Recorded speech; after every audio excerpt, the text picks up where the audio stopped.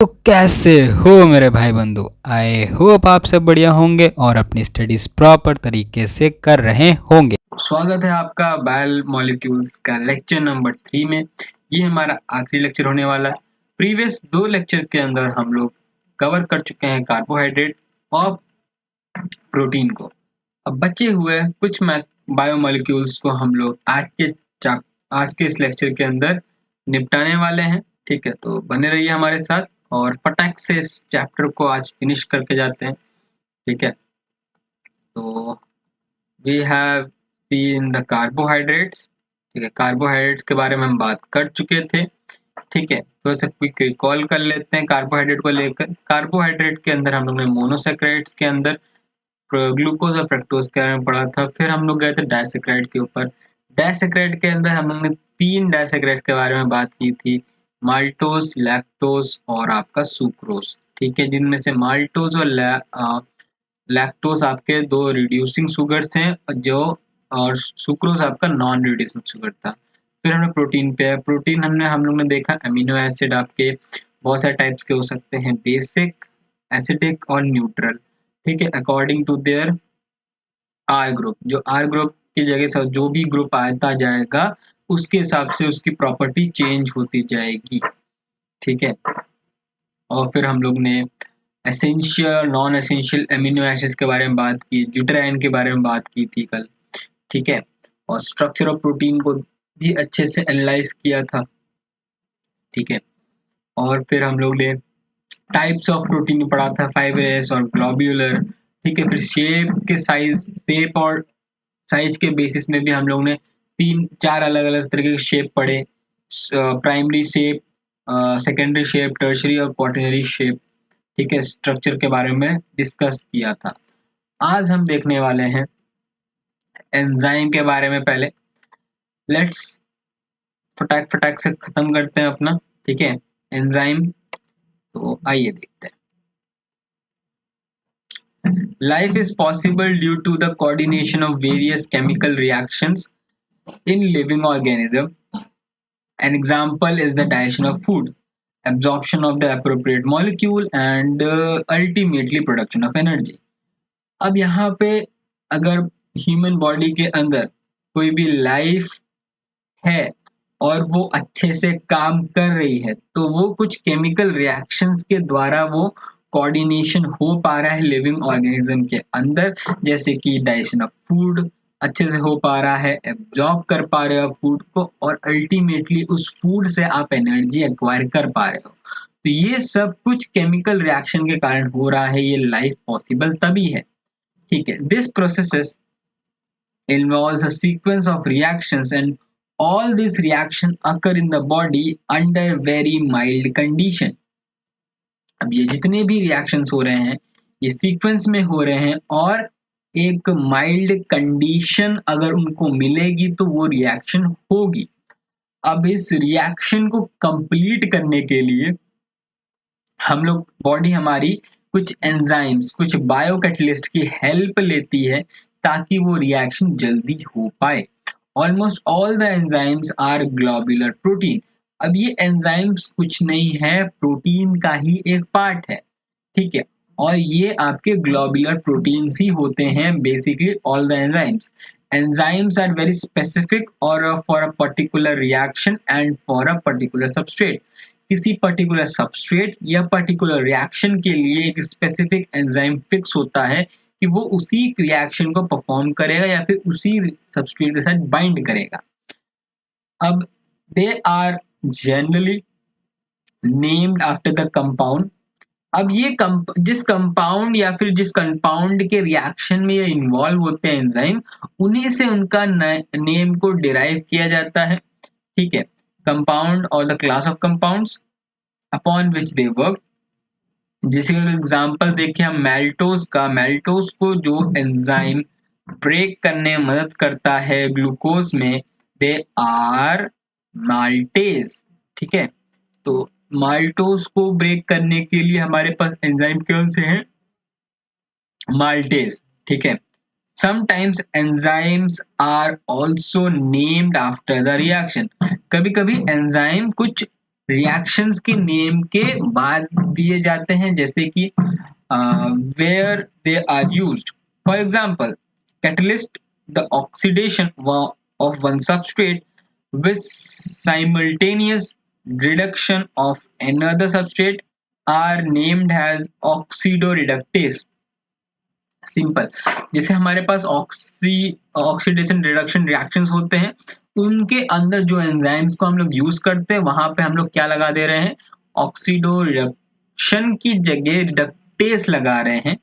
As को हम लोग लास्ट में लगा रहे हैं ताकि हमें पता चल जाए कि वहां पे कोई एंजाइम यूज हुआ है। ठीक है, चलिए, अब मैकेनिज्म क्या होता है किसी भी आपके एंजाइम्स का। Enzymes are needed only in small quantity। Small quantity में हम एंजाइम्स हमारी बॉडी प्रेफर करती है लेना for the progression of a reaction। Similarly to the action of chemical catalyst, enzymes are said to reduce the magnitude of activation energy। For example, activation energy acid hydrolysis of sucrose 6.22 kilojoule per mole, while the activation energy is 2.15 kilojoule per mole. When hydrolyzed by the enzyme sucrase, mechanism for the enzyme action has been discussed। अब यहाँ पे क्या बोला गया है कि मान लो अगर हम किसी भी रिएक्शन के अंदर एंजाइम्स का यूज कर रहे हैं, बायोकैटलिस्ट का यूज कर रहे हैं, तो वो करता क्या है, वो एक्टिवेशन एनर्जी जो उस रिएक्शन को पर्टिकुलरली चाहिए विदाउट एंजाइम, उस एक्टिवेशन एनर्जी को कम कर देता है ताकि वो रिएक्शन जल्दी से कंप्लीट हो जाए। सिंपल, इन दिस केस अगर हमें सुक्रोज को क्या करना है, ब्रेक डाउन करना है सुक्रेज की मदद से, तो सुक्रेज क्या करेगा, जो सुक्रोज को हाइड्रोलिसिस करने में 6.22 किलोजूल पर मोल एनर्जी चाहिए थी, एक्टिवेशन एनर्जी चाहिए थी, अब कैटलिस्ट आने के बाद, सुक्रेज कैटलिस्ट आने के बाद, एंजाइम आने के बाद, वो जो एक्टिवेशन एनर्जी है वो रिड्यूस हो जाएगा 2.15 किलोजूल पर मोल में, ताकि वो रिएक्शन जल्दी कंप्लीट हो जाए। ठीक है, परफेक्ट, बढ़िया। अब हम लोग चलते हैं अपने तीसरे मैक्रो चौथे बायोमोलिक्यूल की तरफ, दैट इज विटामिन। अब it has been observed that certain organic compound are required in small amount in our diet, but their deficiency cause specific disease। These compounds are called vitamins। अब देखो vitamin क्या होते हैं, कुछ ऐसे organic compounds हैं जिनको हमें स्मॉल अमाउंट में डाइट में लेना पड़ता है ताकि हमारी बॉडी डिसीज फ्री रहे। Most of the vitamin can not be synthesise in our body. इनमें से बहुत सारे ऐसे विटामिन हैं जो कि हमारी बॉडी खुद सिंथेसाइज नहीं कर सकती in our body, but plant can synthesise all of them. But जितने भी प्लांट्स बेस्ड आपके पास फूड मटेरियल्स हैं, उनके अंदर ये सारे विटामिन वो अपने अंदर सिंथेसाइज कर सकती है। ठीक है, so they are considered for the essential food factor. इसलिए हम लोग प्लांट्स को एक एसेंशियल फूड फैक्टर की तरफ लेके चलते हैं, या फिर जो विटामिन होते हैं वो भी एक एसेंशियल फूड फैक्टर में आता है। ठीक है, और एक स्मॉल क्वांटिटी में हम लेते हैं उसको डाइट के अंदर ताकि हमारी बॉडी स्पेसिफिक डिसीज से बची रह सके। However the bacteria of the gut can produce some of the vitamins required by us. कभी कभी कुछ ऐसे बैक्टीरियाज भी होते हैं जो हमारे बॉडी के अंदर उन विटामिन की कमी को पूरा कर देते हैं। लाइक अगर हम बात करें बैक्टीरिया लैक्टोबैसिलस की हम बात करें, ठीक है, हम लोगों ने देखा था बायोलॉजी के अंदर।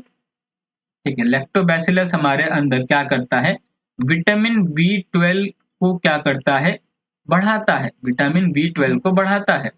ठीक है, तो यहाँ पे एक बैक्टीरिया हमारी बॉडी के अंदर, हमारे गट के अंदर एक यूजफुल विटामिन रिक्वायरमेंट को फुलफिल कर रहा है। All the vitamin are generally available in a diet. और वैसे तो हमें डाइट में हर टाइप का विटामिन लेना चाहिए। Different vitamins belong to various chemical classes and it is difficult to define them on the basis of the structure। अब देखो विटामिन्स का नेमिंग कर पाना थोड़ा सा मुश्किल हो रहा था। ठीक है, तो हम लोग ने उसकी नेमिंग की on the basis of the chemical classes. उनको हम लोग ने उनके स्ट्रक्चर के बेसिस पे डिफाइन नहीं किया, क्योंकि अगर डिफाइन करते तो बहुत कॉम्प्लिकेटेड हो जाता। They are generally regarded as organic compounds required in the diet in the small amount of to perform a specific biological function for a normal maintenance of a optimal growth and health of the organism। Simple है उसकी बात। यहाँ पे definition दी गई vitamin की on the basis of their importance in the diet और उनकी function के ऊपर। विटामिन आर डेजिग्नेटेड या फिर डिजाइंड बाय द अल्फाबेट्स। अब उसको डिजाइन किया गया विटामिन को A B C D. Some of them are the further named sub group. अब कुछ के सब ग्रुप्स बन गए like vitamin B 1, vitamin B 2, vitamin B 6, vitamin B 12। ऐसे इनके सब ग्रुप्स भी बन गए। Excess of vitamin is also harmful. ज्यादा अगर हम विटामिन का यूज कर ले तो भी हमारे लिए नुकसान है। विटामिन पिल्स बनाए जाते हैं, should not taken without advice of doctor. अब विटामिन पिल्स तभी आप ले सकते हो जब एडवाइस करेगा डॉक्टर, तब लोगे, नहीं तो ऐसे आप अगर केमिस्ट के पास जाओगे विटामिन टैबलेट लेने के लिए मना कर देंगे। बट हम लोग जानते हैं लाइक विटामिन ई जो टैबलेट्स आते हैं हरी वाली, या फिर मल्टी विटामिन की भी टैबलेट मिल जाती है, दे देते हैं केमिस्ट वाले। बट प्रिस्क्राइब अगर होगा, प्रिस्क्रिप्शन होगा, क्योंकि डॉक्टर को पता होगा कि आपके बॉडी के अंदर किस विटामिन की कमी है, टेस्ट करवाएगा, चेकअप करेगा, फिर आपको विटामिन की पिल देगा ना। ठीक है, तो एडवाइस लीजिए डॉक्टर से, तब जाके आप कोई विटामिन की टैबलेट चला सकते। Term vitamin was point from the world viral amine, not anime, it vital amine. Such since the earlier identified compound had amino group, later work showed that most of them did not contain amino groups. The letter E was dropped and and the term vitamin is used these days। अब ये history में जा रहे हैं vitamin की, कि vitamin को हम लोग पहले वाइटल एमिने करके बुलाते थे या फिर विटामिने। ठीक है, विटामिने बोलते थे हम इसको। जब जैसे ही इसको आगे हमें, जब हम लोग ने इसको डिस्कवर किया तो हमें पता चला इसके अंदर कोई भी अमीनो ग्रुप नहीं है। क्योंकि देखो, अब पहले जो विटामिन यूज होते थे उसमें अमाइन ग्रुप बोला जाता था कि है, बट जैसे जैसे हम लोग और आगे विटामिन फाइंड आउट करते गए तो हमें पता चला उसमें अमीनो ग्रुप उतना शो नहीं हो पा रहा है। तो उसके लिए आई हम लोग ने हटा दिया, जिस कारण इसका जो जो वर्ड है जो हम लोग आज के दुनिया के अंदर यूज करते, दैट इज विटामिन।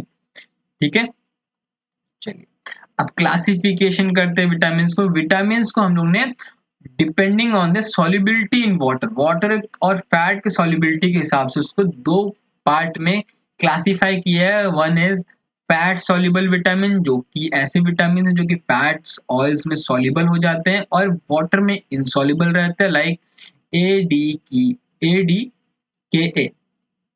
ठीक है। तो इसको मैं ऐसे पढ़ता हूँ, कीड़ा कीड़ा। तो फैट सॉल्युबल विटामिन आर कीड़ा, विटामिन के, vitamin E, vitamin D, vitamin A. वही बात आते हैं बचे हुए कुछ बाकी बचे हुए जो भी वाटर सॉल्युबल विटामिन में आ जाएंगे। जैसे कि अगर हम बात करें बी ग्रुप विटामिन की या फिर सी ग्रुप विटामिन की, they are soluble in water, so they are group together, एक ही साथ उनको ग्रुप कर दिया गया। Water soluble vitamin must be supplied regularly in diet because they are readily extracted in urine and cannot be stored except vitamin B12।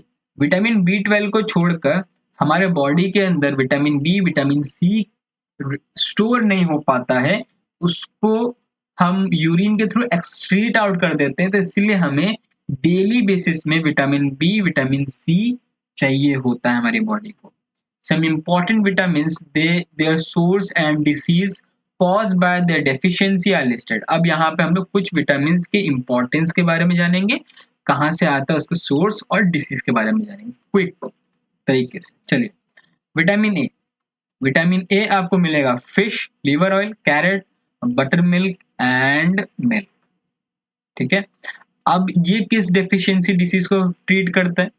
तो अगर इसकी डेफिशिएंसी हो जाए तो हमें डिसीज लाइक जेरोथैलेमिया, आपकी कॉर्निया हार्डनिंग हो जाएगी, लाइट बैडनेस हो सकता है, मतलब आंखों की बीमारी हो सकती है मेजर, अगर विटामिन ए की कमी है। विटामिन बी का कॉमन नेम है थायमीन। ठीक है, और ये आपको मिलेगा yeast, milk, green vegetables and cereals से। और अगर इसकी डेफिशिएंसी होगी तो बेरी बेरी लाइक आपके ग्रोथ रिटार्ड हो जाएगी, आपको भूख नहीं लगेगी, ऐसी आपको बीमारी हो सकती है। फिर आते हैं vitamin B two. Vitamin B two को हम लोग कॉमनली बोलते हैं राइबोफ्लेविन। ठीक है, riboflavin milk, egg white, liver, kidney, इन सब ये सोर्स है इसका। ठीक है, अब हमारे लिवर्स नहीं बनाते हैं ये, अगर हम एनिमल लिवर या एनिमल किडनी को खाए तो हमें ये मिल जाएगा सोर्स से। ठीक है, मिल्क हो गया और एग वाइट से भी हमें ये विटामिन बी टू मिल सकता है। ठीक है, अगर इसकी डेफिशिएंसी हुई तो क्या हो सकता है? डाइजेस्टिव डिसऑर्डर्स हो सकते हैं, बर्निंग सेंसेशन हो सकती है स्किन पे। ठीक है, क्लियोसिस हो सकता है, मतलब fissuring of corners of mouth and lips. ठीक है, फिशरिंग मतलब आपका जो माउथ है थोड़ा सा रफली स्किन हो जाएगा। ठीक है, झुर्रियां जिसे बोलते हैं वो पड़ना चालू हो जाएंगी, द लिप्स ऑल्सो सूखने ज्यादा लग जाएंगे। तो ऐसी आपको चीजें हो सकती है नोटिस। फिर आता है vitamin B six. Vitamin B six का कॉमन नेम क्या है? Pyridoxine. Pyridoxine yeast, milk, egg yolk, cereals, gram से आप ले सकते हो विटामिन बी सिक्स को। इसके डेफिशिएंसी से आपको कॉन्वुलेशन हो सकता है। फिर आता है vitamin B twelve. Vitamin B twelve आपको एग, कर्ड, मीट, फिश से मिल जाएगा। ठीक है, अब इसकी कमी से क्या हो सकता है? आपको एनीमिया हो सकता है, सिंपल। ठीक है, अनीमिया हो सकता है, मतलब डेफिशिएंसी ऑफ हेमोग्लोबिन, मतलब आयरन की डेफिशिएंसी, बॉडी के अंदर आयरन की कमी हो जाएगी। फिर आता है विटामिन सी। विटामिन सी को हम लोग एस्कॉर्बिक एसिड भी बोलते हैं। ये आपको सिट्रस, बेसिकली सिट्रस फूड, आंवला, ग्रीन लीफी वेजिटेबल से ज्यादा मिल जाएगा। और इसकी डेफिशिएंसी से स्कर्वी हो सकता है, मतलब आपके जो गम्स हैं, ठीक है, जो आपके मसूड़े हैं, उनसे ब्लीडिंग हो सकती है। फिर आता है विटामिन डी। विटामिन डी आपको सनलाइट या फिर एग योक से मिल सकता है, जिसकी डेफिशिएंसी से आपको रिकेट जैसी आपकी बोन डिफॉर्मिटी हो सकती है, ऑस्टियोमेल्सिया हो सकता है, मतलब आपके बोन्स कमजोर हो जाएंगे और जॉइंट्स पेन करेंगे in the stage of adult. ठीक है, चलिए अब आते हैं विटामिन ई। विटामिन ई आपको कहाँ से मिलेगा? Vegetable oil like wheat, germ oil, sunflower oil. और विटामिन के आपको मिलेगा ग्रीन लीफी वेजिटेबल से। अब विटामिन ई की डेफिशिएंसी से आपको क्या हो सकता है? आरबीसी आपकी फ्रेजिलिटी खो देगी, मतलब उसकी बोल सकते हैं मस्कुलर वीकनेस हो, तो वो तो हो गई। ठीक है, आरबीसी फ्रेजिलिटी का मतलब क्या होता है? आरबीसी का जो शेप है वो धीरे धीरे बढ़ने लग जाएगा। ठीक है, वो भी हमारे लिए नुकसानदायक हो सकता है। विटामिन के की डेफिशिएंसी से ब्लड क्लॉटिंग आपका रुक जाएगा। ठीक है, increase the blood clotting time, मतलब ब्लड क्लॉट होने में जो आपको इतना जल्दी होता था आपका ब्लड क्लॉट, वो उसकी टाइमिंग कम हो जाएगी। ठीक है, उसकी टाइमिंग थोड़ी बढ़ जाएगी, कम नहीं बढ़ जाएगी, क्लॉटिंग की टाइमिंग कम हो जाएगी। सॉरी, हाँ, उल्टा बोल रहा हूँ मैं। क्लॉटिंग की टाइमिंग बढ़ जाएगी, जिसके कारण आपका जो खून है या फिर जो इंजरी है वो ज्यादा समय तक इन्वायरमेंट से एक्सपोज रहेगा। तो विटामिन के की डेफिशिएंसी कैसे पता करोगे? मान लो अगर चोट लगी, आपको घाव को सूखने में 2 से 3 दिन लग रहे हैं, तो आपको विटामिन के की कमी हो सकती है। चलिए आगे बढ़ते हैं। अब बात करते हैं हमारा last nucleic acid, I think last biomolecular, उसके बाद हॉर्मोन्स के बारे में भी थोड़ा बहुत डिस्कस करेंगे। Every generation of each and every species resembles its ancestor in many ways. How are these characteristics transmitted from one generation to the next? अब देखो, हर एक जनरेशन में हर एक स्पीसीज अपने एंसेस्टर से रिजेंबल करती है और कुछ कैरेक्टरिस्टिक होती है जो कि एक जनरेशन से दूसरे जनरेशन ट्रांसफर होती है। हम लोग बायोलॉजी में पढ़ते हैं इसको। अब इसी चीज को हम लोग क्या बोलते हैं, हेरिडिटी बोलते हैं, क्योंकि यहाँ पर जेनेटिक इंफॉर्मेशन का क्या हो रहा है, ट्रांसमिशन हो रहा है या फिर कैरेक्टर्स का इनहेरिटेंस हो रहा है। अब the particles in the nucleus on the of the cell responsible for the heredity। अब हेरिडिटी के लिए हमें पता है न्यूक्लियस के अंदर बैठा है डीएनए, क्रोमोसोम, जो कि इन सब चीजों के पीछे रिस्पॉन्सिबल है, जिसको हम लोग क्रोमोसोम बोलते हैं, which are made up of proteins, जो प्रोटीन से बना है, जो कि एक टाइप का बायोमोलिक्यूल है, एंड ऑल्सो न्यूक्लिक एसिड, क्योंकि उसके अंदर डीएनए मौजूद है क्रोमोसोम के अंदर। तो these are the mainly two types. अब दो टाइप्स के बाद हमारे पास न्यूक्लिक एसिड होता है, एक तो डीएनए और एक RNA. DNA means deoxyribo nucleic acid, RNA means ribo nucleic acid. अगर कोई मैथ्स वाला स्टूडेंट इसको देख रहा है तो ये पूरा चैप्टर उसके लिए बहुत नया हो सकता है। बाकी थोड़ा चैप्टर थोड़ा ठीक है, क्लास 11 थोड़ा रिजेंबल कर जाता है ऑर्गेनिक का। अगर वो बच्चा उसको समझ पा रहा हो जो बायोलॉजी फील्ड से होगा तो उसके लिए बहुत बहुत इजी हो जाता है ये चैप्टर। बट हाँ, मैथ्स वालों के लिए थोड़ा सा मुश्किल हो जाता है समझना। बट हाँ, कहीं ना कहीं थोड़ा बहुत हम लोग ने पढ़ा हुआ है पास्ट में, क्लास 8 क्लास 7 क्लास 9 में हम लोग थोड़ा बहुत तो जानते हैं, थोड़ा बहुत कि एक बॉडी सेल के अंदर न्यूक्लियस होता है, न्यूक्लिक एसिड्स होते हैं, डीएनए आरएनए के बारे में थोड़ा बहुत नॉलेज है। यहाँ पे थोड़ा सा और एक्स्ट्रा नॉलेज मिल जाएगा, थोड़ा सा याद करना पड़ जाएगा, बट ठीक है, याद तो कर लेंगे। कोई भी दिक्कत हो तो कमेंट सेक्शन में टाइप कर सकते हो कि क्या दिक्कत होती है इस चैप्टर को याद करने में, अगर आप मैथ्स फील्ड से हो। ठीक है। Since nucleic acid are long chain polymer of nucleotide. अब न्यूक्लिक एसिड पॉलीमर्स किसके हैं, न्यूक्लियोटाइड के पॉलीमर्स हैं। अब यहाँ पर हमारे पास एक न्यूक्लियोटाइड तो नहीं है, बहुत सारे न्यूक्लियोटाइड है, तो पॉलीन्यूक्लियोटाइड हो गया। अब न्यूक्लियोटाइड बनता कैसे है वो हमें पता है, फॉस्फेट ग्रुप, शुगर बॉन्ड। ठीक है, फॉस्फेट ग्रुप शुगर की बॉन्डिंग होती है और नाइट्रोजनस बेस बनता है। अगर नाइट्रोजनस और बेस और शुगर के साथ बना रहा है बॉन्डिंग तो न्यूक्लियोसाइड बोलते हैं, और फॉस्फेट ग्रुप आने के बाद उसका नाम पड़ जाता है न्यूक्लियोटाइड, और इसी न्यूक्लियोटाइड की लंबी चेन होती है। अब हम लोग यहाँ पे देखते हैं जेम्स डेवी वॉटसन के बारे में। हमने हमें पता है वॉटसन और क्रिक ने ही डबल हेलिक्स मॉडल दिया था। इनकी बायोग्राफी पे उतना जाना नहीं है, बस थोड़ा बहुत देख लेते हैं क्या थे। शिकागो में बॉर्न हुए थे, इलिनॉय में 1928 में, इंडियाना यूनिवर्सिटी ऑफ जूलॉजी से इन्होंने पीएचडी की है जूलॉजी के अंदर। ठीक है, और discovery of structure of DNA इन्होंने दिया था हमें। ठीक है, और अपने फ्रेंड्स फ्रांसिस क्रेक एंड मैर्सी विकलिंग्स के साथ इनको 1962 में नोबेल प्राइज मिला था। ठीक है, इन फिजियोलॉजी एंड मेडिसिन के अंदर। ठीक है, डीएनए के डबल हेलिक्स मॉडल को भी इन्होंने एक्सप्लेन किया था।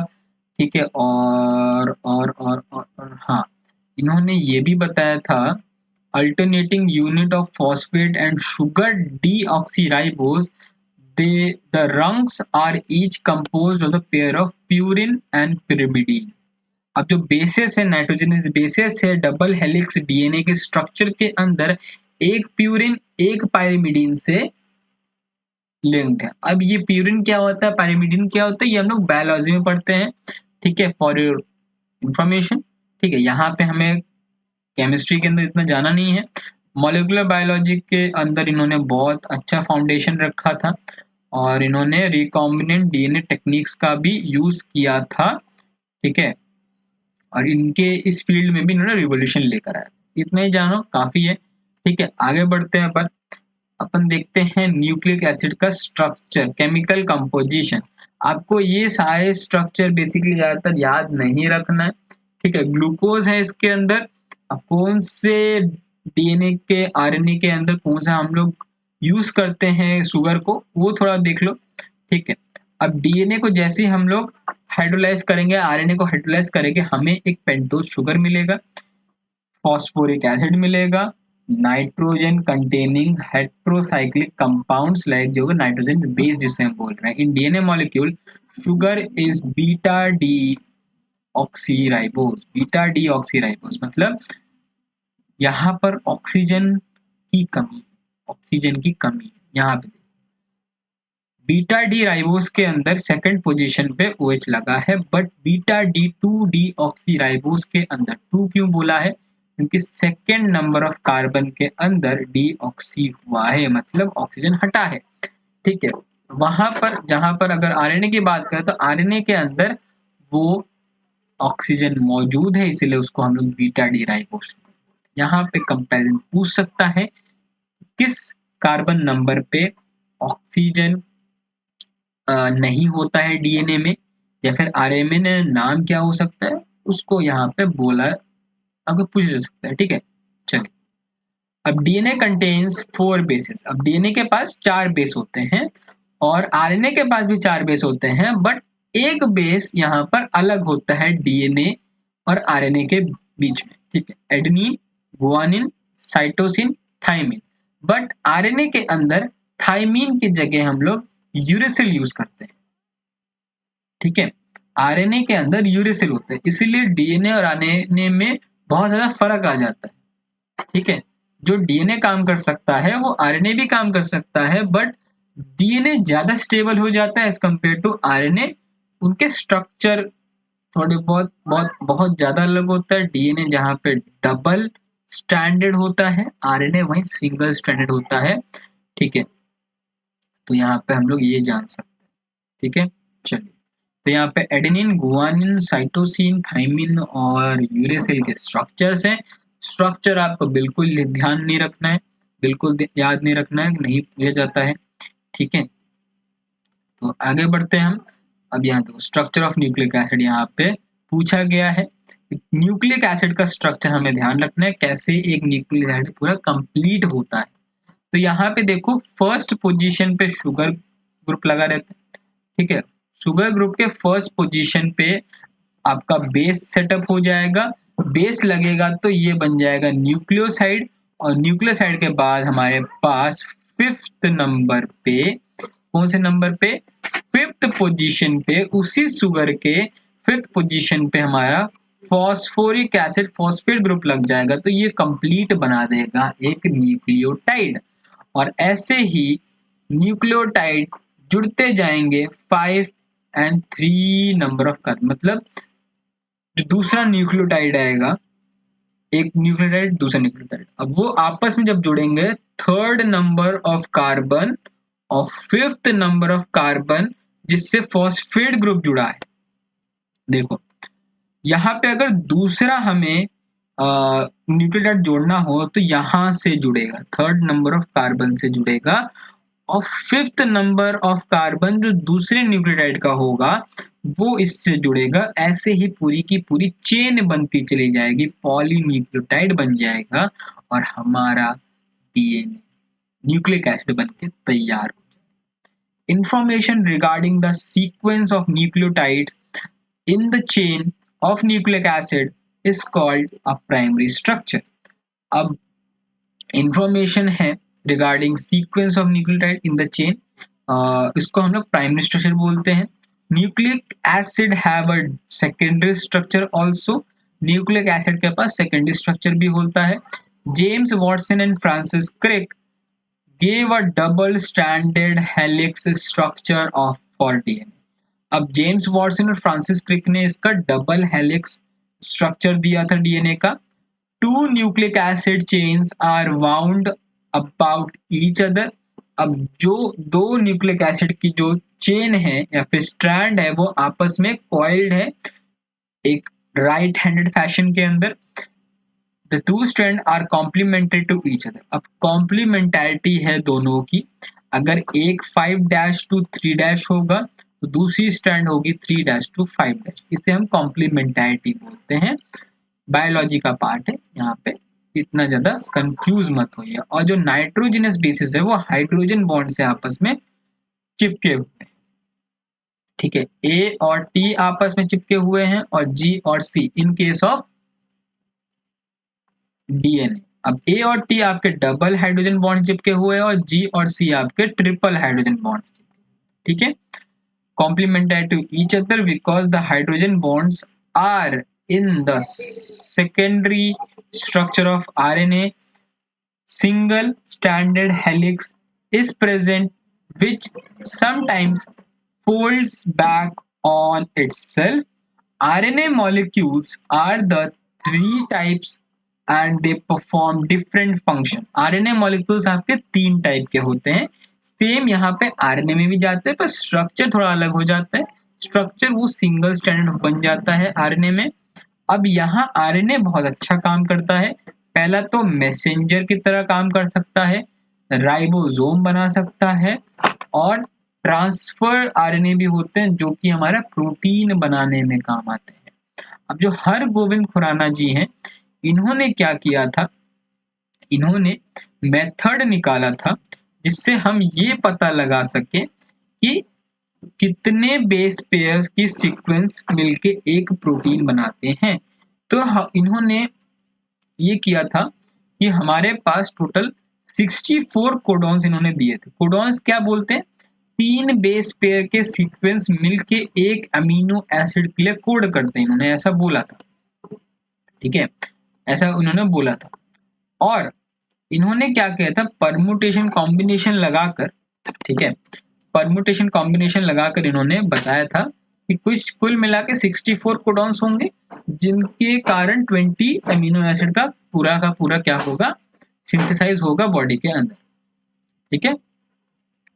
तो ऐसा इन्होंने बोला था। जेनेटिक कोड के बारे में क्रैकिंग भी की थी और भी बहुत लोग थे, ठीक है। Doctor Khurana shared the Nobel Prize for Medicine and Physiology in 1968 with Marshall Nirenberg and Robert Hawley for cracking the genetic code. Genetic code को क्रैक करने के लिए इनके साथ और भी दो लोग का श्रेय जाता है उनको भी, मार्शल निरनबर्ग और रॉबर्ट हॉले। तो इन सारे साइंटिस्ट ने मिलकर जेनेटिक कोड को क्रैक किया था, ठीक है, कि जेनेटिक कोड हमारा तीन बेस पेयर का सीक्वेंस होगा जो कि एक एमिनो एसिड के लिए कोड करेगा। अब ये एमिनो एसिड के पॉलीमर्स आएंगे, मतलब पूरा चेन बनेगा और चेन से हमारा प्रोटीन एक कोड होगा।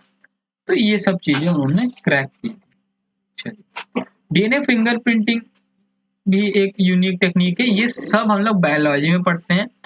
ये यहाँ से क्वेश्चन आने के बहुत ही कम चांस है, अगर आएंगे भी तो ज्यादा नहीं आने वाले, बहुत ही नॉर्मल सवाल पूछेंगे। डीएनए फिंगरप्रिंटिंग के बारे में थोड़ा सा आइडिया दे दूं, अगर कोई मैथ्स वाला बच्चा देख रहा है इसको, अगर कोई बायोलॉजी स्टूडेंट देख रहा है उसका रिवीजन हो जाएगा एक।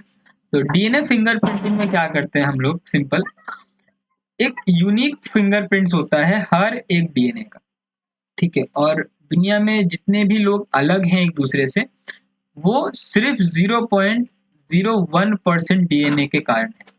0.01% डीएनए हमारे बॉडी का मैच नहीं करता है, बाकी 99.99% डीएनए हर एक ऑर्गेनिज्म का मैच करता है। ह्यूमंस की बात कर रहा हूँ, ठीक है, ह्यूमंस में। तो यहाँ पे 0.11% का ही हम लोग यहाँ पे चेकिंग करते हैं, आइडेंटिफाई करते हैं और हमें एक यूनिक फिंगरप्रिंट हर बार मिलता है और इसी को हम लोग डीएनए फिंगरप्रिंटिंग भी बोलते हैं। अब sequence of basis of DNA is also unique for a person and information regarding this is called DNA fingerprinting. अब एक यूनिक बेस पेयर बन जाता है कुछ सीक्वेंस में, डीएनए के अंदर मैक्सिमम सीक्वेंस तो सेम रहता है, कुछ सीक्वेंस यहाँ पे अलग रहता है हर एक ऑर्गेनिज्म का, तभी हम एक दूसरे से अलग दिखते हैं। तो उसी को हम लोग डीएनए फिंगरप्रिंटिंग में यूज करते हैं, सीक्वेंस को आइडेंटिफाई करते हैं और पता लगाते हैं वो एक दूसरे सिमिलर है कि नहीं है, बेटा पापा से मिलता है कि नहीं है, माँ बेटे से मिलती है कि नहीं है, ब्लड लाइन सेम है कि नहीं है, वो सब लोग चेकिंग करते हैं। क्रिमिनल आइडेंटिफाई करने के लिए काम आता है, पैटर्निटी आइडेंटिफाई करने के लिए काम आता है, डेड बॉडी अगर पड़ी है, ठीक है, वो किसकी है, अगर उसके पेरेंट्स से हम लोग ब्लड लाइन मैच करें तो मैच हो रहा है कि नहीं हो रहा, वो सब डीएनए फिंगरप्रिंटिंग में काम करते हैं और बायोलॉजिकल इवोल्यूशन को वापस वापस वापस रीराइट करने के लिए भी काम करते हैं, ठीक है। अब biological function of nucleic acid, अब बायोलॉजिकल फंक्शन क्या है किसी भी न्यूक्लिक एसिड का? DNA is the chemical basis of heredity and may be regarded as the reserve of genetic information. DNA is exclusively responsible for maintaining the identity of different species of organisms. Over millions of years ago, a DNA molecule is capable for self-duplication during cell division. Identical DNA strand transfer the daughter cell. Another important function of nucleic acid is the protein synthesis in the cell. Actually, the protein are synthesized by various RNA molecules in the cell, but the message for the synthesis of particular protein is present in simple. तो यहाँ पे biologically क्या चलता है, function क्या होता है nucleic acid का? सिंपल है, जेनेटिक इंफॉर्मेशन को एक जनरेशन से दूसरे जनरेशन में इनहेरिट करना। ये पहला काम हो गया। मिलियंस ऑफ ईयर्स से हम लोग यही करते आ रहे हैं, या फिर बॉडी में हमारे यही होता आ रहा है। डीएनए अपने आप को डुप्लीकेट करता है डॉटर सेल्स में, और डुप्लीकेट करके डॉटर सेल में ट्रांसफर होता है, और वहां पे वो अपनी कैरेक्टरिस्टिक को शो करते हैं जो कि पेरेंट से मिला है हमें। ठीक है, तो ये भी इस पूरे प्रोसेस के अंदर आरएनए कहाँ फिट होता है? अगर डीएनए का काम है इंफॉर्मेशन को इनहेरिट करना, और आरएनए का काम है यहाँ पे प्रोटीन सिंथेसिस करना। ठीक है, न्यूक्लियस के अंदर रहकर प्रोटीन को सिंथेसिस करना। अब न्यूक्लियस के अंदर तो आरएनए होता नहीं, आरएनए कहाँ मिलेगा हमारे बॉडी के अंदर? ठीक है, आरएनए हमारा सिंपल डीएनए से ही बन रहा है। अगर हम सेंट्रल डॉगमा को फॉलो करें, बायोलॉजी का थोड़ा सा एग्जांपल लेकर समझाता हूँ। अगर हम सेंट्रल डॉगमा को फॉलो करें तो डीएनए पहले डुप्लीकेट होता है, डीएनए से ही आरएनए बनता है, और वही आरएनए आगे जाके प्रोटीन को सिंथेसाइज करता है। आरएनए पहले से प्रेजेंट नहीं है हमारे न्यूक्लिक एसिड सॉरी न्यूक्लियस के अंदर, वो बन रहा है। बट बैक्टीरियाज और प्रिमिटिव ऑर्गेनिजम्स के अंदर आरएनए पहले से ही मौजूद है। ठीक है, आरएनए उनका जेनेटिक मटेरियल है बहुत सारे वायरसेस का। ठीक है, तो सिंपल है। अब the message for the synthesis of particular protein in present in DNA, DNA के अंदर ही प्रेजेंट है वो सारे प्रोटीन। जो भी हमें मैसेज पहुंचाना है वो मैसेज, इसलिए जेनेटिक कोड बोल रहे हैं, वो मैसेज उस जेनेटिक कोड उस प्रोटीन में ही फिट है जो कि डीएनए के अंदर है, और वो डीएनए ट्रांसफर हो रहा है, वो प्रोटीन ट्रांसफर हो रहा है, और वो इंफॉर्मेशन भी ट्रांसफर हो रहा है। बहुत ही कॉम्प्लिकेशन है, पता है, बट हाँ यही है हमारी ह्यूमन बायोलॉजी। अब आता है हॉर्मोन्स। अब ये पूरा यहाँ पे पूरा जो भी चलने वाला है ये पूरा बायोलॉजी है। ठीक है, hormones are molecules that act as a intercellular messengers. जो भी हॉर्मोन्स है वो आपके इंटरसेलुलर मैसेज काम करते हैं। These are produced by endocrine gland, endocrine gland के द्वारा हमारे सिक्रीट आउट होते हैं। ठीक है, और pour directly into the blood stream. यहाँ पर एंडोक्राइन ग्लैंड के पास कोई भी डक्ट नहीं होता है, वो डकलेस होते हैं, और डायरेक्ट ब्लड स्ट्रीम के अंदर इसको ट्रांसपोर्ट किया जाता है, और डायरेक्ट साइट ऑफ एक्शन में जाके ये मिल जाता है। In terms of chemical nature some of these are steroid. अब कुछ हार्मोन स्टेरॉयड हार्मोन होते हैं like estrogen and androgen. Estrogen आपके फीमेल बॉडी में बनता है और एंड्रोजन हमारे मेल बॉडी में बनता है। ये सारे आपके सेक्स हार्मोन्स हैं। ठीक है, सम आर पॉलीपेप्टाइड, कुछ ऐसे पॉलीपेप्टाइड आपके हार्मोन्स होते हैं, या फिर पॉलीपेप्टाइड हार्मोन्स जैसे कि insulin, endorphins, and some other are amino acid derivatives. अब कुछ ऐसे हार्मोन्स होते हैं जो कि एमिनो एसिड से डिराइव होते हैं लाइक एपिनेफ्रिन और नॉर एपिनेफ्रिन। ये आपको मिलता है आपके किडनी के ऊपर एड्रेनलिन ग्लैंड में, एड्रेनलिन ग्लैंड में इसके यहाँ पर एपिनेफ्रिन और नॉर एपिनेफ्रिन का अलग अलग काम होता है। ठीक है, फिर आता है hormones have a several function in the body. Hormones का बहुत ज्यादा फंक्शन हमारे बॉडी के अंदर। They help in to maintain balance in the biological activity. हमारे जितनी भी बायोलॉजिकल एक्टिविटीज हम लोग डेली लाइफ में परफॉर्म करते हैं उसको मेंटेन करके रखता है। ठीक है, एड्रीनलिन यहाँ पे हार्मोन्स हम बोलते हैं इसको, और एड्रीनल ग्लैंड होता है, बताना भूल गया था, बता देता हूँ। एड्रीनल ग्लैंड से सब रिलीज होता है। एपिनेफ्रिन इज एड्रेनलिन और नॉर एपिनेफ्रिन मतलब नॉर एड्रेनलिन। ठीक है, ध्यान रखें। The role of insulin is keeping blood glucose level within the narrow limit. अब यहाँ पे इंसुलिन का काम होता है लिमिट को कंट्रोल में रखना ग्लूकोज के। ठीक है, अब insulin released in response of the rapid release in blood glucose. अगर ब्लड ग्लूकोज लेवल बढ़ा हुआ है तो इंसुलिन रिलीज होगी बॉडी के द्वारा। On the other hand hormone like glucagon glucagon trends to increase the blood level. अब हमारे पास एक हार्मोन होता है ग्लूकागॉन करके, वो हमारे ग्लूकोज लेवल को बढ़ाता है बॉडी के अंदर। Two hormones regulate the glucose level in the body. Epinephrine norepinephrine क्या करता है, आपके एक्सटर्नल स्टिमुलस को क्या करता है, बढ़ाता है। मतलब अगर आप एक जगह एक्साइटमेंट हो रहे हो तो आपके ये दो हार्मोन ज्यादा बढ़ेंगे, या फिर स्ट्रेस हो रहे हो, डर रहे हो तो आपके ये दो हार्मोन काम करेंगे। ग्रोथ हार्मोन के और सेक्स हार्मोन के अंदर कौन से हार्मोन्स काम करते हैं, ये आपके बहुत सारे हार्मोन्स आते हैं इसके अंदर। ठीक है, जीएच ग्रोथ हार्मोन्स बहुत सारे होते हैं, लाइक आपके अगर मैं बात करूं ग्रोथ हार्मोन्स की कुछ, अगर मैं बात करूं तो ये आपके आ जाएंगे एसीटीएच, आपके फिर आ जाएंगे पिट्यूटरी ग्लैंड के कुछ हार्मोन्स आ जाएंगे। ठीक है, तो ऐसे भी बहुत सारे हार्मोन्स होते हैं, अगर नाम बता दूंगा तो आप और कंफ्यूज जाओगे। जितना लिखा है उतना ही ध्यान रख लो। ठीक है, सेक्स हार्मोन बता दिया, ईस्ट्रोजन और androgen. Estrogen in case of female, androgen in case of male. Androgen कौन से हार्मोन्स बनाता है, टेस्टोस्टेरोन बनाता है। ईस्ट्रोजन के अलावा भी प्रोजेस्टेरोन भी रिलीज होता है सेक्स हार्मोन्स के तौर पे। ठीक है, और फीमेल के अंदर हम लोग प्रोजेस्टेरोन को प्रेगनेंसी हार्मोन बोलते हैं। अब ये ग्रोथ और डेवलपमेंट रेगुलेट करती है बॉडी का। ठीक है, अब आता है thyroxine producing in producing thyroid gland. Thyroid gland के अंदर थायरोक्सिन प्रोड्यूस होता है जो कि आयोडीनेटेड होता है और डिराइव होता है अमीनो एसिड से, लाइक ट्रायोसिन। ठीक है, abnormally low level of thyroxine leads to the hypothyroidism और which are characterised by the lethargy गाइनेस and obesity. Increase level of thyroxine is hyperthyroidism. Simple शब्द है यहाँ पर, low level of iodine in the diet will lead to the hypothyroidism. Simple, thyroxine hormone का काम है iodine level को balance में रखना। अगर लो हो गया तो हाइपोथायरॉयडिज्म हो गया, अगर ज्यादा हो गया हाइपरथायरॉयडिज्म हो जाएगा। जिसके कारण अगर हाइपोथायरॉयडिज्म हो गया मतलब आपका लेवल कम हो गया आयोडीन का, तो आपका थायराइड ग्लैंड क्या हो जाएगा, एनलार्ज हो जाएगा, गला फूल जाएगा। जिस केस में हमें क्या बीमारी हो सकती है, ग्वाइटर हो सकता है। Largely being control by the adding sodium iodide common table salt. Salt ज्यादा खाओगे तो वो खत्म हो जाएगा।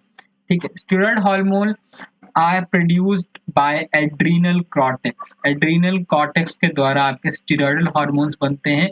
And gonads like testis male and ovaries female, ये भी हमारे कुछ स्टेरॉइडल हार्मोन्स बनाते हैं। Adrenal cortex play very important role in the function of body. For example glucocorticoids बनाता है आपका एड्रिनल कॉर्टेक्स, जो कि कार्बोहाइड्रेट मेटाबॉलिज्म कंट्रोल करता है। मॉड्यूलेट इन्फ्लामेटरी रिएक्शन, ये आपके इन्फ्लामेटरी रिएक्शंस जो होते हैं, जो कि जहां पर अगर चोट लग जाए तो सूजन हो जाती है, उसको भी कंट्रोल करता है। ठीक है, और स्ट्रेस रिएक्शन पे भी हार्मोन रिलीज करता है आपका। ठीक है, आपका एड्रिनल कॉर्टेक्स। अब मिनरल कॉर्टिकॉइड्स जो कि मिनरल्स को कंट्रोल करता है, वाटर सॉल्ट को मेंटेन रखता है। Adrenal cortex does not function properly then the one of the result may be Addison disease. Addison disease हो सकता है आपको, हाइपोग्लाइसीमिया भी हो सकता है, weakness, increase in susceptibility to stress, stress ज्यादा लेने लग जाओगे। Disease is fatal unless it is treated by the glucocorticoids या मिनरलोकॉर्टिकॉइड्स। अब hormones release by the gonads at the development of secondary sex character आपका डेवलप करता है, like testosterone is a major sex hormones in the male. It is responsible for the development of secondary male characteristic को develop करता है testosterone body के अंदर, like deep voice, facial hairs जो आ जाते हैं मेल्स में। जनरली फिजिकल कॉन्स्टिट्यूशन पूरा चेंज हो जाता है। ईस्ट्राडायोल एक सेक्स हार्मोन है फीमेल के अंदर। ठीक है, it is responsible for the female secondary sex characters को, लाइक मेंस्ट्रुअल साइकिल को कंट्रोल करता है, प्रोजेस्टेरॉन को भी प्रिपेयर करता है ताकि यूट्रस रेडी हो पाए इम्प्लांटेशन।